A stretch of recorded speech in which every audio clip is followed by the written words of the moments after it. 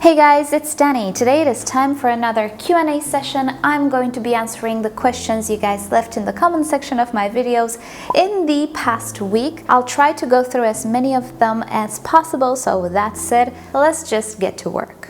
In the past week, I actually got 2 questions about my Rincoretus Bangkok Sunset, if I still have it, what do I think about it, and well, yes, here she is, excuse the lightning, a black cloud just appeared out of nowhere and it's raining at the moment. So here she is, this is her, she's one of my oldest orchids, definitely one of my oldest vandas, and she is currently in spike. This particular one kind of blooms in the winter time for me, but not only, she blooms multiple times a year. And what do I think about it? Well, she's one of my favorites, my little crown jewel. This is the very first vanda that was special, that I ordered, and it was special. And it was more expensive than the others. Typically, a vanda goes for 25 euros, maybe. Nowadays, that's an average price. This one was 32, I think, or 30 at Schroeder. And she was a young plant. She is also a miniature type of vanda. Well, not really tiny, but on the smaller spectrum. And yeah, I still love her. I can definitely recommend her. She is a lower light type of vandaceous orchid. She doesn't need tremendous amounts of light, and she can bloom multiple times a year with a beautiful spray of orange sunset colored flowers. Emma has some issues with her Phalaenopsis orchids. I'm not entirely sure if you're referring to LECA here or other types of media. I will presume you're not really referring to LECA. So the problem is with transitioning and with root adjustment or root survival. You say that your orchids keep getting fluffy mold growing on the roots, and what to do. Alright, so I actually talked about this week regarding LECA. So if you guys missed the video, just check it down below in the description. There are some issues with transitioning roots to LECA, and not only to other types of media that they're not adjusted to. Typically it refers to the level of moisture. If you switch an orchid to something very similar, from the point of view of moisture and water retention, typically there are no issues, especially with Phalaenopsis. But sometimes things don't really go so smooth. You have to think about what your orchid comes from. If you have a Phalaenopsis in moss and you put it in something a lot more airy, such as bark or even LECA, it is actually more beneficial to water more often than you should, or you think you should. Because in moss, roots stay wetter for longer and the quantity of air is not that big. When you transition to something very, very airy with the possibility of drying out very fast, the roots will have a shock. If you, on the other hand, have something that has grown in bark and you want to transition to LECA or anything that is very high moisture and lower ventilation, let's say lower aeration, you need to do the opposite. Make sure that you don't water way too often or use a big quantity of water if we are referring to moss. Also make sure the moss is fluffy. So it is a good idea to try and copy just slightly the previous medium. Of course, you want to transition to change the medium, right? To change whatever it was provided, but you have to keep in mind that the older roots will not get adjusted to something totally different. So there is a chance that the orchids are simply not adjusted to the level of moisture and aeration your new medium is providing. And even if you don't water too often, maybe it's not watering them often enough. And how you should water them? Well, maybe each orchid should be watered a little bit differently depending what it came from. In the end, you will stabilize everything, because the new roots are the ones who will get adjusted to the new medium. So when new roots start to grow, you can pipe down a little bit on the whole babying situation. If you're watering a little bit too often to maintain the older roots alive, when you have new roots, you can pipe down, because even if you lose the older roots, you have new roots, so the orchid will not get set back. So that would be one thing that I'm thinking which can cause distress. But you do say that you also have some almost bare-rooted orchids and mold keeps appearing. Usually mold forms on already dead roots. So make sure that the roots you have are in good condition, they're alive, they're not just dying off or are completely dead. But also make sure that your growing space is rather warm, rather more ventilated. Mold loves humidity, stale air, and cooler temperatures. Of course, you can have mold in higher temperatures as well, but it goes together with cooler temperatures more because cooler temperatures don't promote water evaporation.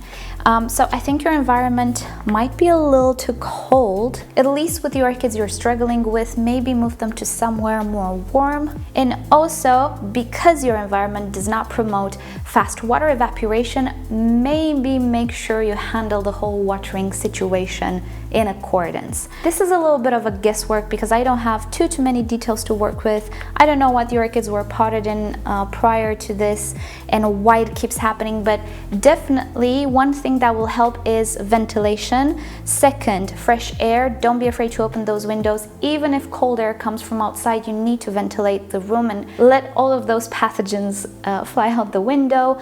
Also, increasing temperatures might help quite a lot with your mold situation.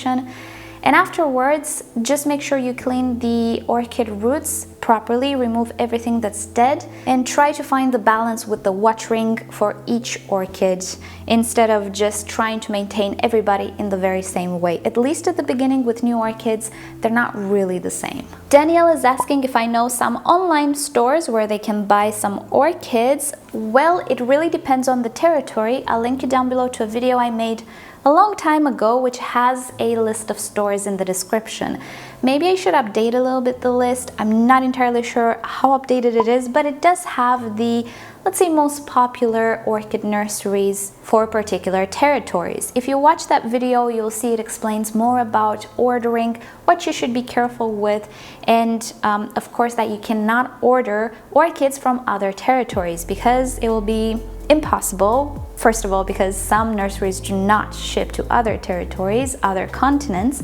Second, if you want to buy something, you will need to pay for phytosanitary certificates, which are a fortune. So many nurseries just don't sell to other territories. Therefore, you need to search for nurseries in your region. If you're in the USA, search for territories in the USA. If you are in the European Union or Europe generally, search for them in Europe. If you're in Australia, search for them in Australia, and so on and so forth. You get the idea. But yeah, it really is specific to each territory. Floor is asking if I will make a series for intermediate growers as well. This past week I made a video with orchid species for beginners, and yeah, I'm totally interested in making something for more advanced or intermediate growers as well, but again, it will have to be a personal choice. I will of course elaborate why I think some orchids are not necessarily suited for beginners, but more for intermediate growers. But of course there are people who can grow some orchids that I cannot without a problem, and so on and so forth.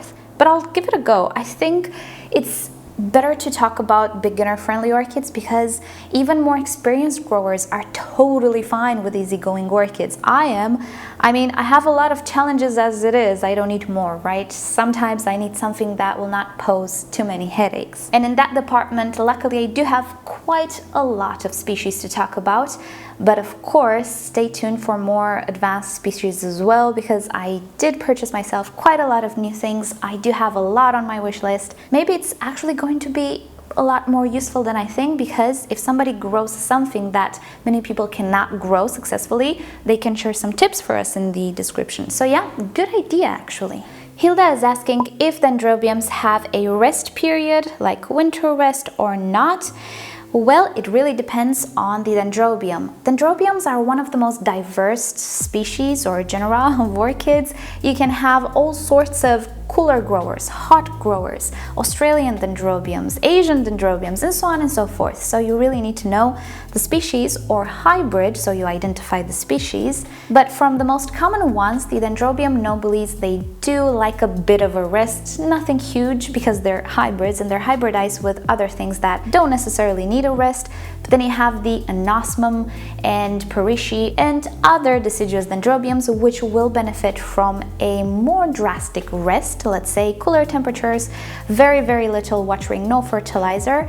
Then you have those that really need a cool down. This is not it. I don't know if I have any, really. I'm in the process with the dendrobiums. They're not my forte, really. But it really depends. They're just very diverse. And I am showing you my Cuthbertsoni or Cuthbertsoni hybrid or whatever it is. We're not sure just yet, because I'm really happy to announce I have a bud here, which I'm not taking credit for. I only have this orchid for the past month and a half or something.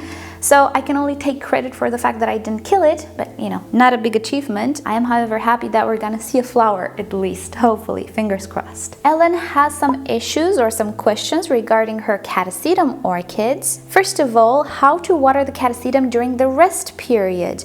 Do not water the Cata Sedum when the orchid is leafless, completely leafless. You don't need to water at all, nothing. Before the actual dormancy, when the orchid still has a few leaves, you can look at the pseudobulbs, and if they go very shriveled, you should water just a little bit, make sure everything is very drained.